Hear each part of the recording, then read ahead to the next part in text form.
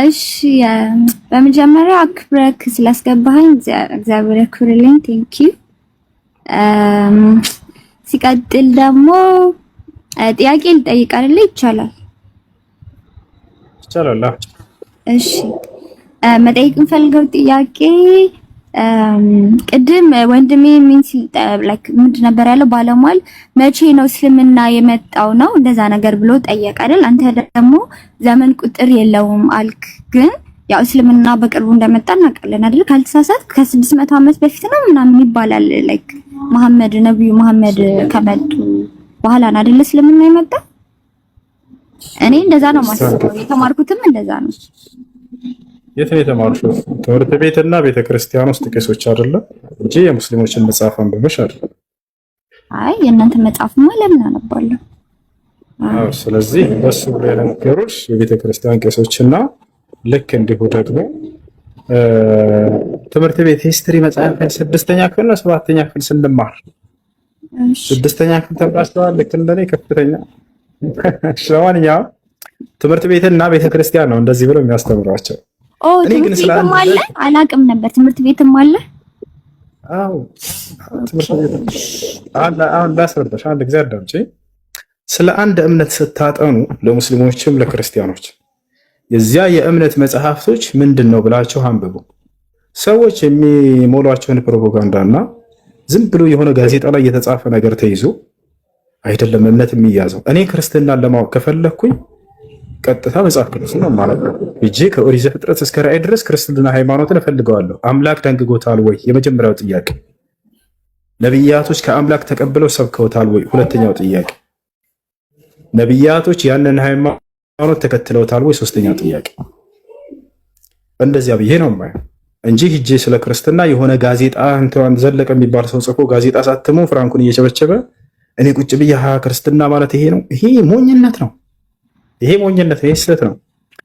ገብቷቸዋል። ሂጄ መለኮታዊ መጽሐፍ አለን ብለዋል እነዚህ ሰዎች። በዚያ በመጽሐፋቸው ላይ ሃይማኖታቸውን እፈትሻለሁ። እንደዚያ ነው የምታደርጉት።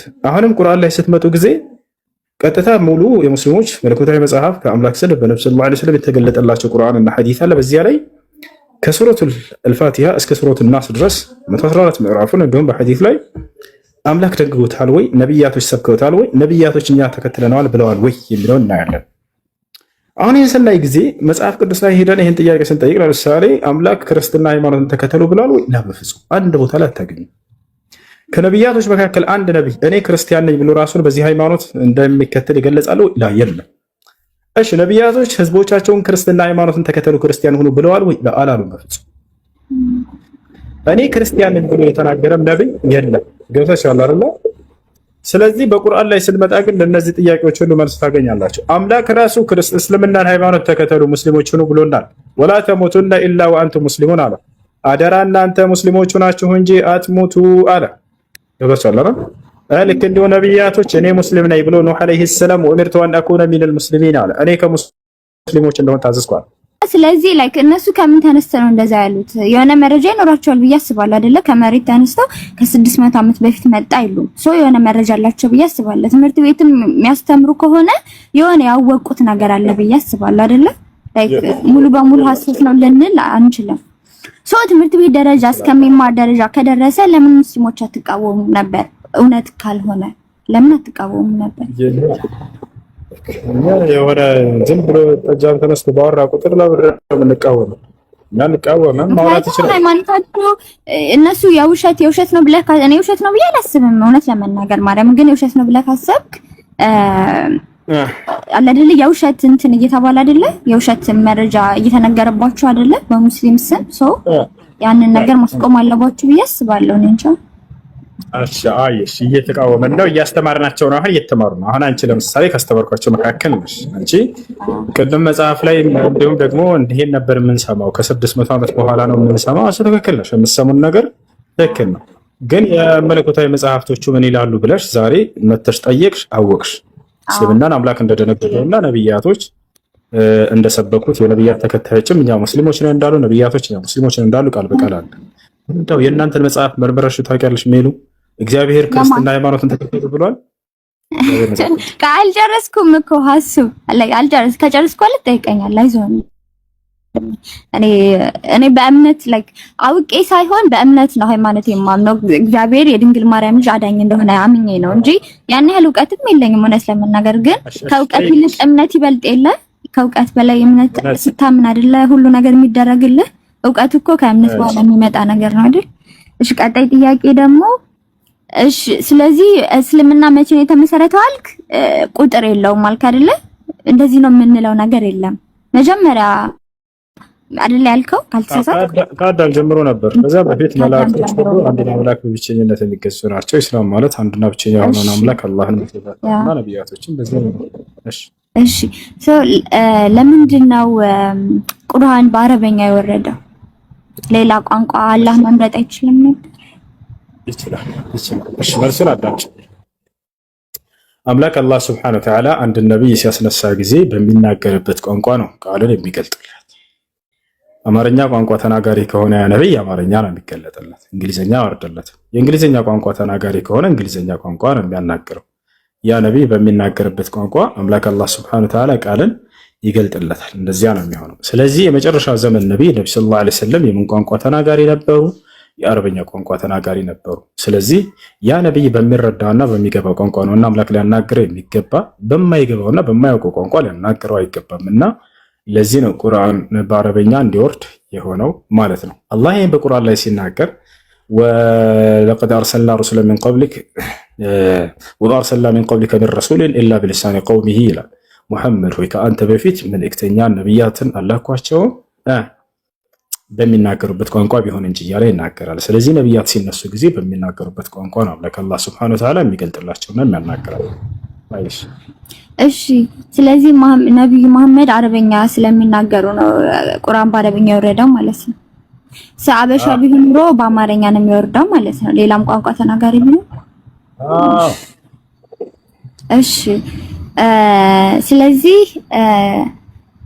ነብዩ መሐመድ እንዴት ነው አላህ ለነብይነት የመረጣቸውና ያስፋፉት? እና ከዛ በፊት ደግሞ አይ ቲንክ ሂጅራ እኔ ተምሬያለሁ ሂስትሪ 10ኛ ክፍል ኢትዮጵያ ያለው ተምሬያለሁ። ሂጅራ ነው የሚባለው ሂጅራ የቅዱስ ጦርነት ይባላል፣ ሆሊ ዋር ምናምን ይባላል። እና እሱን አንተ ትቀበለዋለህ አይደል? ቅዱስ ጦርነት ነው ተብዬ ሂስትሪ ላይ ተማርኩ። ቅዱስ የሆነ ጦርነት ነው። ስደት ማለት ነው። ሂጅራ ማለት ስደት ማለት ነው። ነብዩ መሐመድ ሰለላሁ ዐለይሂ ወሰለም ጂሃድ ለማለት ፈልገሽ ነው? አዎ ጂሃድ ቅዱስ ጦርነት ነው። ሆሊ ዋር ነው ምናምን ብላን አስተማረችንና አይ ቲንክ ማን ነበረ ቀኛዝማች ነው ግራዝማች እንዴ ነው ቀኛዝማች ማን ነው ኢትዮጵያ ላይ መጥቶ ቤተክርስቲያንን ያቃጠለው? ግራ መሐመድ ግራኝ ነው። አዎ መሐመድ ግራኝ እሱም አድርጓል መሰለኝ አይደለ? እንደዚህ እየገደለ እንዲሰልሙ አድርጓል። ቤተክርስቲያናትን አቃጥሏል ምናምን አይደል? እሱን ታምናለህ? ግራዝማች ነው ቀኛዝማች አይደለም መሐመድ ግራኝ ያ አይደለ? እንደዛ ማድረግ አይፈቀድም። ላስረዳሽ ሐሳብ ጨርሽና ላስረዳሽ። እሺ አንተ ቅዱስ ጦርነትን ትቀበላለህ? ላይክ አሁን እኔን ገለኸኝ አርደኸኝ እስልምና እንድቀበል ትፈልጋለህ? እሱን ትቀበላለህ? በፍጹም አልፈልግም። አስተምሬሽ ሰብኬሽ የነብያትን መንገድ እንድታውቂ አድርጌሽ በቻልኩት አቅም አስረድቼሽ ነብያቶች ምን እንዳሉ ወደ እነሱ መንገድ እኔም አንቺን በአንድነት ተሰባስበን ሙስሊሞች ሆነን አንዱን አምላክ እየተገዛን ወደ ገነት እንድንገባ ነው የምፈልገው። እኔ በፍጹም እናንተን አይደለም ልገላችሁ። አትቀበልም ማለት ነው? ቅዱስ ጦርነት አትቀበልም? ላይክ ማረድ ምናምን አታምንም? በማረድ ክርስቲያኖችን አታምንም? አዎ ላስረዳሽ። አንድ ጊዜ አዳምጪ እሺ። ስለ ጂሃድ የሚለውን ላስረዳሽ። ጂሃድ የሚለውን ብዙ ሰው የተረዳ እያችሁ በምንድን ነው? ክርስቲያኖችን ሄዶ በመጨፍጨፍና በመግደል የሚደረግ ጦርነት ነው። ከዛም ሰው ይጸድቃል ብለው ያስባሉ። ይህን የነገሯቸው ጂሃድ ማለት ነው። ጂሃድ የሚለው ከቃሉ ስንነሳ የአረበኛ ቃል ነው። ወደ አማርኛ ስንቀይረው ትግል ማለት ነው። ትግል ማለት ነው። ነቢዩ ሙሐመድ ሰለላሁ ዐለይሂ ወሰለም መካ ላይ በነበሩበት ጊዜ ለ13 ዓመት ያክል ቆይተዋል። በ40 ዓመታቸው ተላኩ። የነብይነት አገልግሎታቸው ለ23 ዓመት ያክል ነበር። በ63 ዓመታቸው ከዚህ ዓለም ሄደዋል። ስለዚህ መካ ላይ 13 ዓመት፣ መዲና ላይ 10 ዓመት ቆይተዋል። መካ ላይ 13 ዓመት ነብዩ ሰለላሁ ዐለይሂ ወሰለም ሲያስተምሩ በጣም በርካታ እንግልት ደርሶባቸዋል። በካህዲያኖች በርካቶችን ገለዋቸዋል፣ አሳደዋቸዋል። ወደ ኢትዮጵያ ሁሉ እስከ መምጣት ድረስ ደርሰዋል። ይህን ታውቃላችሁ ሁላችሁም። ያ ሁሉ የሆነው ለምን መሰላችሁ? ጂሃድን ሽሽት ነው። እንዳይዋጉ ነው። ገብቷቸዋል አይደል? እንጂ እዛው ግጠሟቸው አብሽሩ ማለት ይችል ነበር አምላክ አላህ። ነገር ግን መጀመሪያ እስከ 13 ዓመት ድረስ ነቢያችን ሰለላሁ ዐለይሂ ወሰለም አስተምሮት ብቻ አስተምር ነበር የተባሉት። አለም ተረ ኢለ الذين قيل لهم كفوا ايديكم واقيموا الصلاه واتوا الزكاه እጃችሁን አጣጥፋችሁ ቁጭ በሉ ይላል አላህ ቃል በቃል ለመካ ሰዎች ለአማኞች። ሶላትን ስገዱ በአግባቡ፣ ምጽዋትንም ለድሃዎች አድርጉ፣ እስከዛ ድረስ በፍጹም ጫፍ እንዳትነኩ ተብለዋል። ጠላት እንኳን ቢነሳባቸው ስደት አድርገዋል። ስለዚህ ሰውን እኛ የምንጠራው በምንድነው? በአስተምሮት ነው። ለ13 ዓመት ያክል ነብዩ ሰለላሁ ዐለይሂ ወሰለም መካ ላይ ሲያስተምሩ አንዲትም ጂሃድ አላደረጉ። እርሳቸው ላይ ያን ሁሉ ግፍና መከራ እያደረሱባቸው ታግሰህ አስተምር ነው የተባሉት። ፈዕፉ ወስፈሑ ሐታ የእትየ አላሁ ቢአምሪሂ ይላል አላህ። ይቅር በሉ እለፉ፣ እኔ አምላካችሁ አላህ ትእዛዜን እስካመጣ ድረስ አለ። ልክ ከመካ ነብዩ ሰለላሁ ዐለይሂ ወሰለም በ13 ዓመታቸው አስተምሮ በኋላ ስደት አድርግ አንተ ራስህ ተባሉ። አየህ፣ አንተ ራስህ ስደት አድርግ እንዳትዋጋ ተባሉ። ነብዩ ሰለላሁ ዐለይሂ ወሰለም በሌሊት ለመውጣት ወሰኑ። አማኞችን ሂዱ ካሏቸው በኋላ አማኞችን ካሳደዱ በኋላ ወደ መዲና በዚያም ሄዳችሁ እኔን አላህን ተገዙ የትም ስፍራ ብትሆኑ አላህ ብሎ ቁርአን አወረደ። እና አርዲ ዋሲዐቱን ፈኢያየ ፈዕቡዱን አለ። ከዚያ በኋላ ለመውጣት ባሰቡ ጊዜ ግድያ ሙከራ አደረጉባቸው የመካ ካህዲያኖች። ዛሬ መሐመድ ሌሊት እንደሚወጣ ሰምተናል፣ ምንም እናድርገው በሚል ስብሰባ አደረጉ። የመካ ሹማምንቶች፣ ንጉሶች፣ ካህዲያኖች ግማሾቹ እንግደለው አሉ፣ ግማሾቹ እንሰረው አሉ፣ ግማሾቹ ከዚህ ሀገር እናባረው በቃ አሉ። ወደ ሌላ ሀገር ወደዛች ወደ መዲና እንዳይሳደድ እንደገና እዛ እንዳያጠናክር ተብሎ ከዚያ እንግደለው በሚል ተስማሙ። ሊገሏቸው ሁላቸውም ተሰባስበው በራቸው ላይ ጠበቋቸው በሌሊት። ነገር ግን አላህ ሱብሓነሁ ወተዓላ በሚደንቅና በሚገርም ተአምር አዳናቸው። ምን አደረገ በዚያን ጊዜ ከተባለ ሙሐመድ ሆይ በፊታቸው ዝም ብለህ ውጣ እለፍ፣ እኔ አይናቸውን አውራለሁኝ አለ አላህ። በቃ እንዳያዩ አድርጋቸዋለሁ አለ። ልክ ይህን ተአምር ክርስቶስ መጽሐፍ ቅዱስ ላይ ታች ከሆነ ያደርገው ነበር። እሱም ምንድነው? አይሁዶችም ድንጋይ አንስተው ሊወግሩት ፈለጉ ይላል። በፊታቸውም ሰንጥቋቸው ሄደ ይላል። አይናቸው ይታወር ነበር። አላህም ለነብዩ ሰለላሁ ዐለይሂ ወሰለም ይህን ተአምር ደገመው። ወጀዐልና ሚን በይኒ አይዲሂም ሰደን ወሚን ኸልፊሂም ሰዳ ፈአኽሸይናሁም ፈሁም ላ ዩብሲሩን አለ። ከፊት ለፊታቸውን ግርዶሽ አደረግኩባቸው፣ ከኋላቸውን ግርዶሽ አደረግኩኝ፣ ሸፈንኳቸው፣ አይናቸውም እነርሱም አያዩምም አለ አላህ። አያቸው አይደለ? ስለዚህ ነብዩ ሰለላሁ ዐለይሂ ወሰለም ከቤታቸው ወጣ ብለው ሄዱ። ሰይፋቸውን ይዘው በራቸው ላይ እንቅልፍ ተጣለባቸው። እነዚህ ከሃዲያኖች ሳያዩአቸው ወጡ። ከዚያ ነብዩ ሰለላሁ ዐለይሂ ወሰለም አላህ አዳናቸው ሄዱ። እንደጠቃላይ ይህ ሁሉ የተደረገው ጂሃድን አታድርግ ተብሎ ነው፣ ስደትን አድርግ ተብሎ። መጨረሻ ላይ መዲና ላይ መተው ካልተዋጋን አሉ ከሃዲያኖች። በቃ እዚያም መተው ማለት ነው። ገብቶሻል? ከሃዲያኖች ከመካ መተው። በዚህ ጊዜ አላህ ፈቀደ። ኡዚነ ሊለዚነ ዩቃተሉነ ቢአንሁም ዙሊሙ የሚለው የመጀመሪያ አንቀጽ ወረደ ስለ ጂሃድ አስመልክቶ። ለእነዚያ ለተበደሉና ለተጨቆኑ ሰዎች፣ ለተሳደዱ ሰዎች ከራሳቸው እንዲከላከሉና ጂሃድ እንዲያደርጉ ተፈቀደላቸዋል አላህ። አየሽ፣ ስለዚህ ጂሃድ ብሎ ማለት ሊያጠቃሽ የሚመጣን አካል የምትከላከይበት የሆነ ስርዓት ነው። አንድ ሊበደል ያለ ሰው ከራሱ ለመከላከል ብሎ ጦርም ቢያዘጋጅና ሽጉጥም ቢያዘጋጅ መሳሪያም ቢያዘጋጅ ሊገድልህና ሊያጠቃህ ለሚመጣ ሰው ይሄ ጥፋተኛ ነው ይሄ ሰውዬ አይደለም። የአንድ ሀገርን ወታደር ነው ሰጭ የሀገሪቱን ወታደር ያዘጋጃል የሀገር መንግስት አይደለ? መሳሪያ ያስታጥቃቸዋል፣ ያሰለጥናቸዋል፣ ሀገራቸውንና ቤተሰቦቻቸውን ንብረታቸውን ይጠብቃሉ። በእነዚህ ላይ ጥፋቱ ምንድን ነው? ጠላት ሊመጣ ሲል የዛኔ ይዋጉታል። ያ የሚያደርጉት ነገር ጂሃድ ይባላል። ስለዚህ ጂሃድ ማለት ከጠላት ራስን ለመከላከል የምታደርገው ግጥሚያ ነው፣ ፋይት ነው። ያ እና ይህ ደግሞ ጥፋት አይደለም። ይህ ጥፋት አይደለም። ይሄን ያስላል። ቴንኪዩ። ስለዚህ እንደሚባል በጂሃድ አታምንም ማለት ነው። ሁሱ በጂሃድ አታምንም። የጂሃድን ትርጓሜ ተረዳሽ? ቅድም በተረዳሽው መልኩ ከሆነ ስህተት ነው። እሱን አላምንበትም። እሱ ምንድነው ቁርአኖችን ሄዶ መግደል ከሆነ እሱን አላምንበትም። ኢስላም እውነተኛ አይደለም እንደዛ ተብሎ የሚወራው ነገር። አዎ ውሸት ነው። ንጹሃን ክርስቲያኖችን ሄዶ መግደል ምናምን ይሄ ፍጹም አይቻልም። ሊጋደል የመጣ ከሆነ ግን የዛኔ ራስን ከመከላከል አንጻር እንትን ካሉ የዛኔ ልዋጋቸዋል። አላህ በቁርአን ላይ ሲናገር ወቃቲሉ ፊ ሰቢሊላሂ الذين يقاتلونكم አለ። እነዚያን የሚጋደሏችሁን የሌላ እምነት ተከታዮች ተጋደሏቸው አለ። የማይጋደሉንን ሰላም የሆኑት በፍጹም አንጋደላቸውም። ወላ ተዕተዱ አለ አላህ። በማይጋደሉት ላይ ግን ወሰንን እንዳታልፉ አለ አላህ። ወሰን ማለፍ አይቻልም። ለዚህ ነው ነብዩ መሐመድ ሰለላሁ ዐለይሂ ወሰለም ሰራዊት ጠላት በሚመጣ ጊዜ ሰራዊቶቻቸውን ሲልኩ ምን ይሉ ነበር? ላ ተቅትሉ ጢፍለን ሰጊረን ወላ ሸይኸን ከቢራ ወላ እምረአተን ወላ ራሂበን ፊ ሰውማዓቲህ ይሉ ነበር። በጦርነት ላይ ሲልኳቸው ከሙስሊሞችን አደራ የከሃዲያን ህፃናቶች ልጆችን እንዳትገሉ፣ ሴቶቻቸውንም እንዳትገሉ፣ አዛውንቶቻቸውና ሽማግሌዎቻቸውንም እንዳትገሉ፣ በቤተ ክርስቲያን ወይንም በገዳም ውስጥ ያለን መነኩሴንም እንዳትገሉ ይሉ ነበር። የሚገርምሽ አንድ ላሳይሽ ይሄን ጉድ። አሁን ያንቺ ሰምተሽ ታውቂያለሽ? መነኩሴን ገዳም ውስጥ እንደው የሆነ ነገር የሰማሁኝ አይሁዶችና ክርስቲያኖችን እንዳቀርቧቸው ነው፣ ሰላም እንዳትላቸው ነው የሚል ነገር ሰምቼ ነው። ስህተት ነው። ወደሱ እንመጣለን። ወደሱ ማስረዳሻለን። አሁን በገዳም ውስጥ ያሉ ክርስቲያኖችን እንዳትገሉ የሚል ቃል ላሳይሽ። አሁን ክርስቲያንን በመግደል ይጸደቃል ነው ያሉሽ አይደለ? አዎ። አሁን ደግሞ ኢስላም እንደሚል ላሳይሽ። ነብዩ ሰለላሁ ዐለይሂ ወሰለም ወላ ራሂባን ፊ ሰውማዓቲሂ በተለያየ ዘመንም እኮ ቤተክርስቲያን የሚያቃጥሉ ምናምን ያው ትክክለኛ ሊሆንም ላይሆንም ይችላሉ፣ ሙስሊሞች ናቸው ይባላል አይደለ? ትክክለኛ ይሁን አይሁን አላውቅም። ግን ቤተክርስቲያን ገዳሞችን ማቃጠል ራሱ ስህተት እንደሆነ አሳይሻለሁ። አንዴ የቀሳውስቶችን አይ ቲንክ ሀውሱ እኔ ሙስሊም አንድ እንደሆነ ብቻ ነበር የማውቀው፣ ግን ብዙ አይነት ሙስሊም እንዳለ አላውቅም ነበር። እና ወሃቢያ ምናምን እሺ ቀሳውስቶችን ስለመግደል አንዴ ይሄንን ላሳይሽና ከዚያ በኋላ እንቀጥላለን። እዚህ ጋር ይታያችኋል። ይሄ ወደ አማርኛ ልቀይርልሽ ባጭሩ።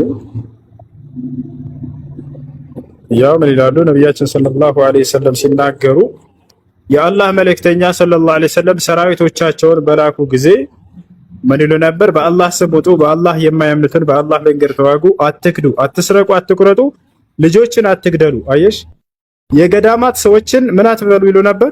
አትግደሉ ይሉ ነበር አይደለ?